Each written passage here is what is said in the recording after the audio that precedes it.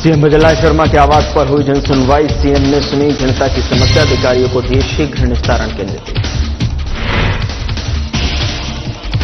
नेता प्रतिपक्ष टीकाराम जूली ने ईद उल फितर के प्रदेशवासियों को दी मुबारकबाद। टीकाराम जूली ने किया समाज में एकता का आह्वान। जयपुर में राइजिंग राजस्थान इंपैक्ट 1.0 निवेश उत्सव का आयोजन। उत्सव में पहुंचे कर्नल राज्यवर्धन राठौड़। कर्नल ने सरकार के कार्यों की सराहना। टोंक जिले में उत्साह और उल्लास के साथ मनाई गई गणगौर पूजा। महिलाओं ने पति की लंबी उम्र के लिए रखा व्रत। हनुमानगढ़ टाउन के सेंट्रल पार्क में भव्य सांस्कृतिक संध्या कार्यक्रम का आयोजन। कार्यक्रम में कवि सम्मेलन का किया गया आयोजन।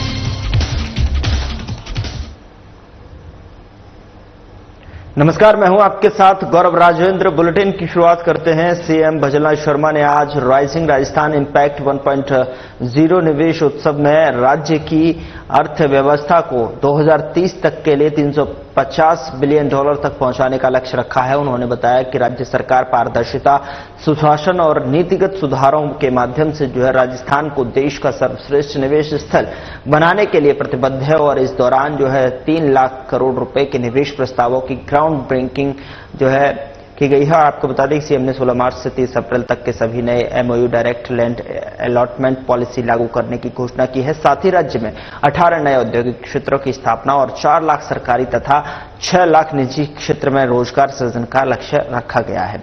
राजस्थान फाउंडेशन के 14 नए चैप्टर्स की स्थापना, राजस्थान लॉजिस्टिक्स नीति 2025, राजस्थान डाटा सेंटर नीति 2025 और राजस्थान वस्त्र एवं परिधान नीति 2025 का विमोचन भी हुआ। आपको बता दें कि सीएम ने बताया कि राजस्थान प्राकृतिक संसाधनों और मानव पूंजी में समृद्ध है और जो कि निवेशकों के लिए आदर्श स्थल बनता है। और इस कार्यक्रम में उद्योग मंत्री कर्नल राज्यवर्धन राठौड़ और अधिकारियों ने भी अपने विचार साझा किए।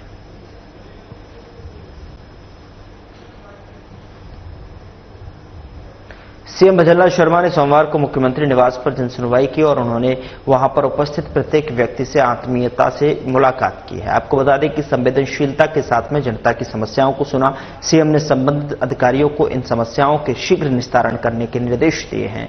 बता दें कि जनसुनवाई के दौरान सीएम ने जयपुर विकास प्राधिकरण, नगर निगम, जन स्वास्थ्य एवं अभियांत्रिकी, सार्वजनिक निर्माण एवं चिकित्सा सहित कई विभागों की आमजन से संबंधित समस्याएं सुनी और कई समस्याओं का मौके पर ही निस्तारण कर परिवादी को राहत दी। बता दें कि जनसुनवाई के दौरान आमजन ने सीएम का दुपट्टा ओढ़ाकर अभिनंदन किया और इस मौके पर जनप्रतिनिधि और आमजन उपस्थित रहे।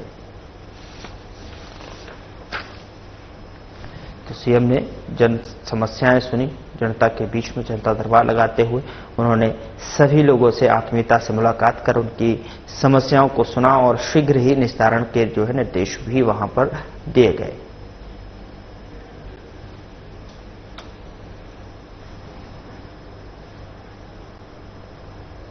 सीएम भजनलाल शर्मा ने राजस्थान स्थापना दिवस चैत्र शुक्ल प्रतिपदा को मनाने जाने को लेकर घोषणा की है।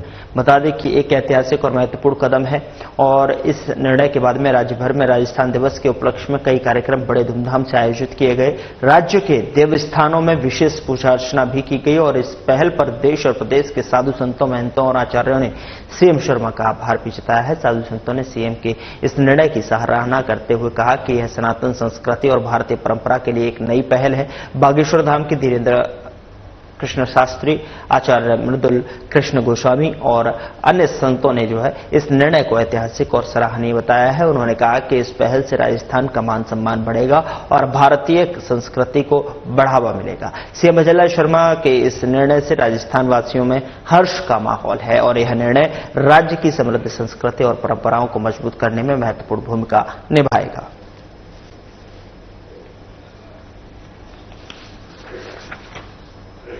उधर नेता प्रतिपक्ष टीकाराम जूली ने रमजान के पाक महीने के बाद में ईद उल फितर के मौके पर प्रदेशवासियों को अलवर स्थित ईदगाह में पहुंचकर मुबारकबाद दी और इस दौरान उन्होंने कहा कि पूरे देश में ईद का त्योहार जोश और उमंग के साथ में मनाया जा रहा है, जो हमारी एकता और भाईचारे को दर्शाता है। टीकाराम जूली ने इस मौके पर कहा कि ईद उल फितर एक ऐसा त्योहार है जो खुशियों और प्रेम मेल मिलाप का प्रतीक है। हम यहाँ समाज में भाईचारे को बढ़ावा देने और एक दूसरे के साथ में स्नेह, समझदारी और रहने का संदेश देते हैं। उन्होंने आगे कहा कि इस दिन हम अपनी सभी गलतियों को माफ कर एक नए सिरे से जो है जीवन की शुरुआत करते हैं। टीकाराम जूली के साथ में एक जो है इस मौके पर अन्य प्रमुख नेता और समाज के गणमान्य लोग भी उपस्थित रहे।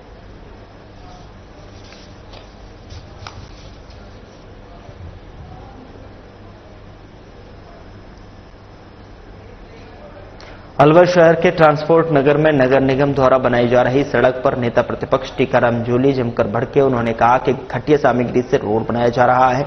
नेता प्रतिपक्ष टीकाराम जूली बोले, प्रदेश में सरकार के हालात खराब हैं और आम आदमी की मूलभूत सुविधाओं पर ध्यान नहीं दिया जा रहा है। पानी बिजली से जो है जूझ रही जनता अब घटिया सड़कों के लिए भी पर्ची वाली सरकार के खिलाफ आंदोलन कर रही है।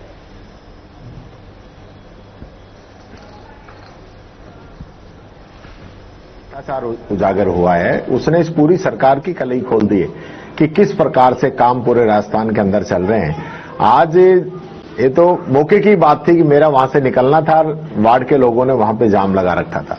ऐसी सड़क जो रेत के अंदर बना दी गई हो, ऐसी सड़क जो आधा इंची की जिसकी मोटाई रखी गई हो, ऐसी सड़क जो हाथ से टूट रही हो, इस प्रकार का भ्रष्टाचार जो है वो चरम पे है। मैं कहना चाहूंगा मुख्यमंत्री जी से कि आप इस पे एक्शन लें, टीम बनाएं, इसकी जांच कराएं और इस प्रकार का जो माफिया पनप रहा है, क्योंकि ये भी बड़ा माफिया है, जो सड़कों के अंदर जिस प्रकार से भ्रष्टाचार चल रहा है उस पर आप कार्रवाई करें, ध्यान दें। ये जनता का पैसा है और जनता ने हम सब लोगों को एक इसकी जिम्मेदारी देके यहाँ पे बैठा है, तो हमें अपनी जिम्मेदारी का निर्वहन करना चाहिए। मैं चाहूंगा कि मुख्यमंत्री जी इस पे। उधर राजस्थान सरकार के उद्योग और वाणिज्य मंत्री कर्नल राज्यवर्धन राठौड़ ने राइजिंग राजस्थान इंपैक्ट 1.0 निवेश उत्सव में कहा कि बीजेपी की डबल इंजन सरकार राज्य के आर्थिक और औद्योगिक विकास को नई ऊंचाइयों पर पहुंचाने के लिए प्रतिबद्ध है।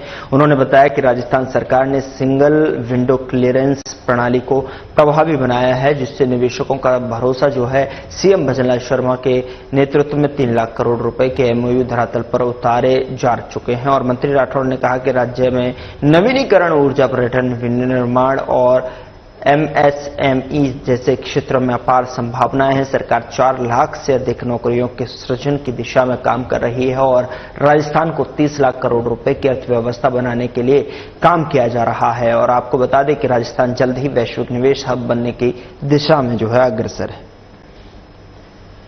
तो राइजिंग राजस्थान इंपैक्ट 1.0 निवेश उत्सव का आयोजन किया गया, जहां पर कर्नल राज्यवर्धन राठौड़ भी इस उत्सव में शिरकत करने के लिए पहुंचे। साथ ही आपको बता दें कर्नल ने सरकार की कार्यों की जमकर जो है इस कार्यक्रम के दौरान सराहना भी की है।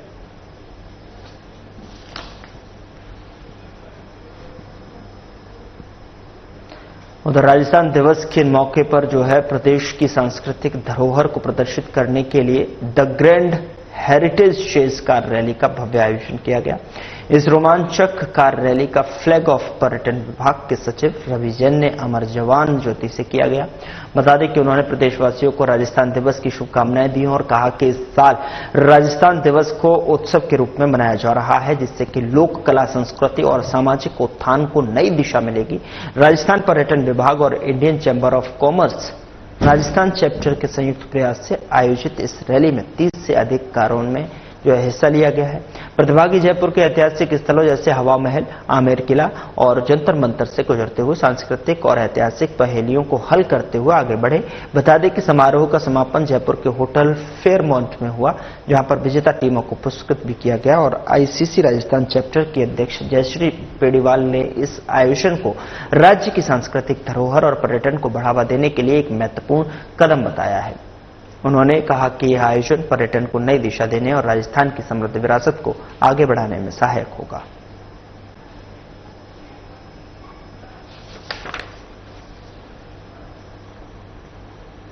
उधर रानीवाड़ा तहसील के बड़गांव कस्बे में राइजिंग राजस्थान के तहत भैरव कृषि मंडी का शिलान्यास समारोह राजस्थान विधानसभा के मुख्य सचेतक जोगेश्वर गर्ग के मुख्य आतिथ्य में आयोजित हुआ है। और इस मौके पर मंडी चेयरमैन मफत सिंह परमार ने अतिथियों और किसानों का स्वागत किया और मंडी से संबंधित जानकारी दी। समारोह में महंत लहर भारती, महाराज सांसद लुम्बाराम चौधरी, जिला प्रमुख राजेश राणा, स्थानीय विधायक रतन देवासी, पूर्व विधायक नारायण सिंह देवल के साथ साथ बीजेपी जिला अध्यक्ष जसराज पुरोहित और किसान नेता सोमाराम चौधरी और अन्य गणमान्य व्यक्ति जो है उपस्थित रहे। मुख्य सचेतक जोगेश्वर गर्ग ने सरकार की उपलब्धियों का जिक्र करते हुए किसानों के लिए चलाई जा रही जन कल्याणकारी योजनाओं के बारे में भी बताया और आपको बता दें कि उन्हें इसका लाभ उठाने की अपील भी की है। और इस कार्यक्रम में बीजेपी नेता मुकेश खंडेलवाल और बड़ी संख्या में किसान और व्यापारी भी मौजूद रहे।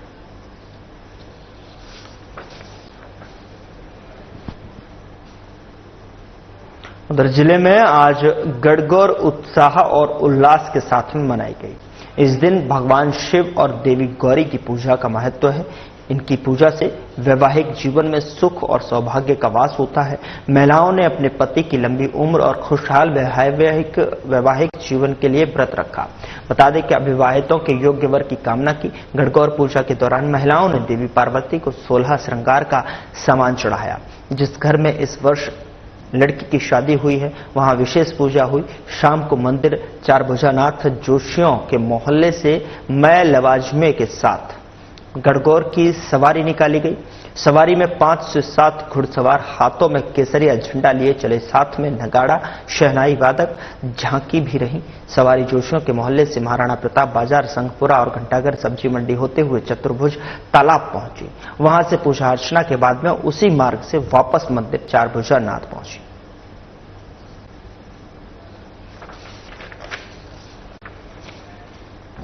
तो गणगौर यहां बड़े ही उत्साह और उल्लास के साथ में मनाया गया।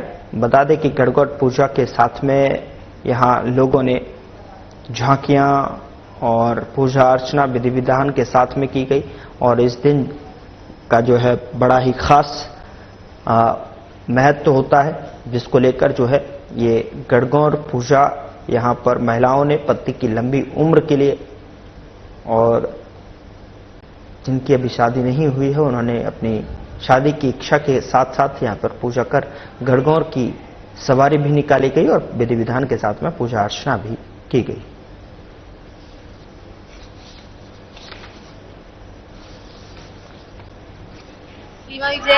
हमने 16 दिन की गणगौर पूजी है और बहुत हर्षोल्लास से पूजी है। हम ये पति की लंबी उम्र और अपने भाइयों की खुशियों के लिए गणगौर पूजते हैं और हमें इस बार बहुत आनंद आया है। भगवान हम सबको इसी तरह साथ रखे। किस तरह की मान्यता है, क्या था इसलिए गणगौर का पर्व? ये शिव पार्वती की पूजा है। इसके अंदर अपने सुहाग की लंबी उम्र की कामना के लिए और अपने भाइयों की उम्र बढ़ाने के लिए पूजा की जाती है। किस तरह की मान्यता रहती है, क्या मतलब किस हिसाब से मनाया जाता है?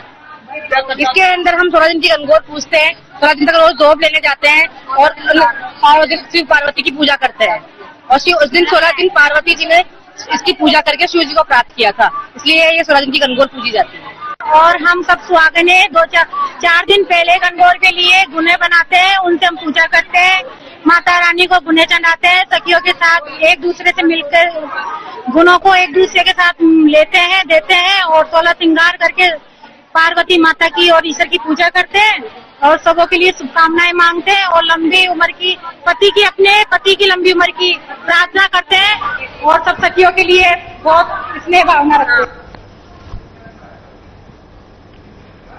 उधर चैत्र नवरात्रों के पहले दिन हिंदू नववर्ष के मौके पर बीजेपी कार्यकर्ताओं ने अनूठे अंदाज में नए साल को मनाया और इस दौरान बीजेपी जिलाध्यक्ष चंद्रवीर सिंह चौहान के नेतृत्व में बीजेपी कार्यकर्ताओं ने इंदिरा गांधी सर्किल पर इंदिरा गांधी की प्रतिमा के सामने बैठकर हनुमान चालीसा का पाठ किया। इस दौरान बीजेपी नेताओं ने हाल ही के दिनों में सपा सांसद द्वारा राणा सांगा पर दिए गए अमर्यादित बयान पर भी अपना विरोध जताया। सचिन पायलट की विधानसभा टोंक में इंदिरा गांधी की प्रतिमा के आगे सड़क पर बीजेपी नेताओं ने इस हनुमान चालीसा कार्यक्रम में भले ही भीड़ कम जुटी हो, पर हनुमान चालीसा का यह कार्यक्रम कई सियासी संदेश भी दे गया। हिंदू नववर्ष के मौके पर छावनी चौराहे पर बीजेपी जिलाध्यक्ष चंद्रवीर सिंह चौहान के नेतृत्व में सामूहिक हनुमान चालीसा का पाठ किया गया। हनुमान चालीसा के पाठ के अवसर पर जय श्री राम, जय हनुमान जी के जयकारे से वातावरण गूंज उठा। इस मौके पर बीजेपी जिलाध्यक्ष चंद्रवीर सिंह चौहान ने कहा कि हिंदू नववर्ष पर हिंदुओं में उत्साह है और बजरंगबली हम सभी के संकट मोचक हैं। यह धर्म समाज को संगठित करने का एक माध्यम है। समाज कल्याण के लिए एकजुट होना जरूरी है। इस मौके पर बीजेपी जिलाध्यक्ष चंद्रवीर सिंह चौहान, पूर्व सांसद सुखवीर सिंह जौनापुरिया और पूर्व सभापति लक्ष्मी जैन सहित कई बीजेपी कार्यकर्ता मौजूद थे।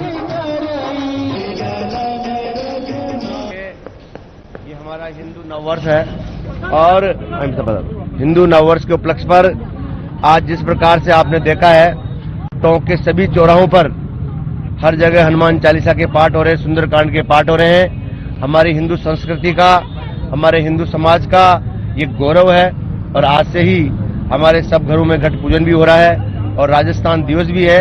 इस उपलक्ष्य में आज भारतीय जनता पार्टी ने छावनी चौराहे पर, क्योंकि ये चौराहे अलग अलग हमारे परिवार की तरफ से, जैसे हमारा जो अलग अलग संस्थान है विचार परिवार की, उन सबने अलग अलग चौराहों को सजाया है। तो आज भारतीय जनता पार्टी परिवार को भी ये चौराहे दिया गया था और इस पर पूरी पार्टी के लोग, हमारे सांसद साहब, हमारे सारे लोग यहाँ पधारे हैं और सबने सामूहिक हनुमान चालीसा का पाठ जिस प्रकार से हुआ है, ये सब इस देश की सद्भावना के लिए, इस समाज के कल्याण के लिए, इस भारत की संस्कृति की रक्षा के लिए ये सब कार्यक्रम पूरे देश भर में आदरणीय नरेंद्र जी मोदी जी के नेतृत्व में हो रहे हैं।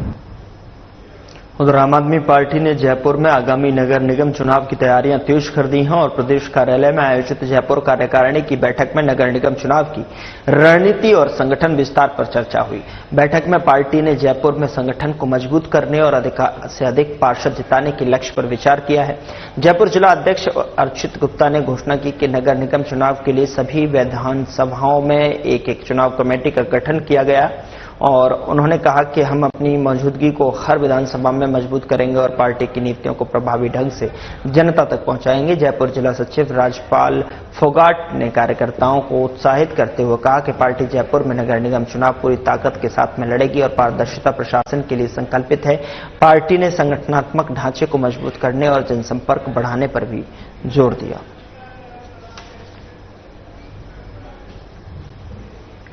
उधर राजपूत छात्रावास धौलपुर में चुनाव अधिकारी रविंद्र सिंह परमार की अध्यक्षता में बैठक का आयोजन हुआ है और आपको बता दें कि निष्पक्ष चुनाव के लिए संचालन समिति की घोषणा की गई, जिसमें संजू जादौन जिरी और चतुर सिंह तोमर, सूबेदारपुरा राधेश्याम परमार बोरेली और मुनीश ढाकरे सिकरौदा, केशव सिंह सिकरवार और भूड़िया रविंद्र सिंह सिकरवार हतवारी सहित अन्य को सदस्य मनोनीत किया गया। ये एक सप्ताह में विचार विमर्श कर चुनाव कार्यक्रम की घोषणा करेंगे और कार्यक्रम में हुकुम सिंह, गंभीर सिंह, भागीरथ सिंह, सोबरन के साथ साथ बच्चू सिंह, रणवीर सिंह, राकेश सिंह, प्रदीप सिसोदिया, विनय परमार आदि उपस्थित थे।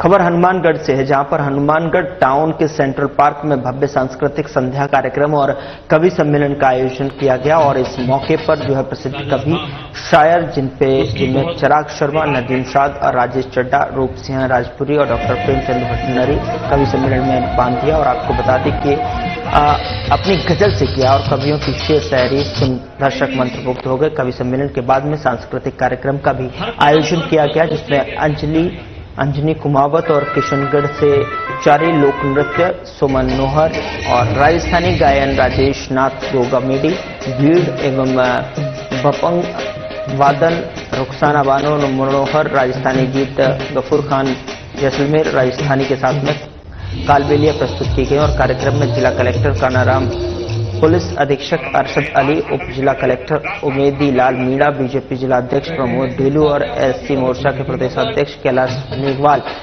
पीआरओ राजपाल लंबोरिया, बीजेपी नेता अमित साहू और विकास गुप्ता ने कार्यक्रम में शिरकत की। राजस्थान स्थापना दिवस के अवसर पर सांस्कृतिक कार्यक्रम और कवि सम्मेलन का आयोजन किया गया और जिसमें राजस्थान के विभिन्न प्रदेशों से बड़ी मात्रा में कलाकार आए और उन्होंने अपने भव्य सांस्कृतिक कार्यक्रम के माध्यम से जिलेवासियों का उत्साहवर्धन किया, मनोरंजन किया। इस अवसर पर मैं सभी जिलेवासियों को हार्दिक बधाई और शुभकामनाएं देता हूँ। आज मॉर्निंग में भी इस अवसर पर जो है फिट राजस्थान रन का आयोजन किया गया था और कल इन 7 दिवसीय आयोजनों की कड़ी में जो है अंतिम कार्यक्रम है वो निवेश। उधर कोटा जिले की रामगंज मंडी में ईद का पर्व आज बड़ी शिद्दत के साथ में मनाया जा रहा है। रमजान माह के अंतिम दिन रविवार को ईद के चांद का दीदार हुआ। सोमवार सुबह से ही ईद पर्व मुस्लिम समुदाय ने शिद्दत के साथ ईदगाह में अकीदतमंदों ने अल्लाह से अमन, चैन, शांति और खुशहाली की दुआएं कर शहर के कब्रिस्तान में अपने पूर्वजों की कब्र पर पुष्प अर्पित कर ईदगाह में सामूहिक नमाज अदा की। कब्रिस्तान मुख्य ईदगाह पर हजारों मुस्लिम समाज के लोगों ने सामूहिक नमाज अदा की और एक दूसरे को गले लगाकर ईद की मुबारकबाद दी।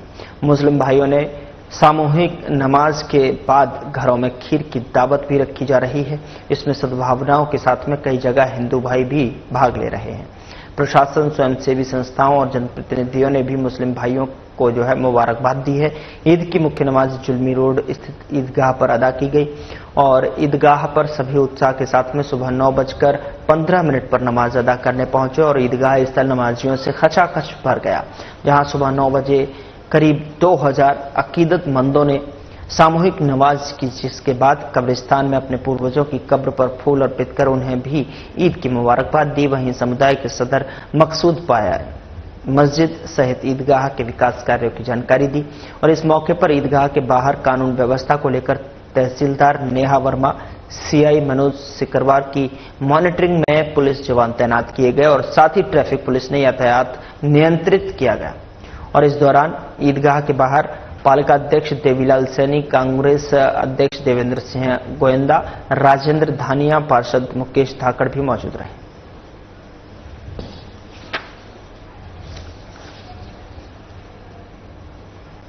फिलहाल बुलेटिन में इतना ही। नमस्कार।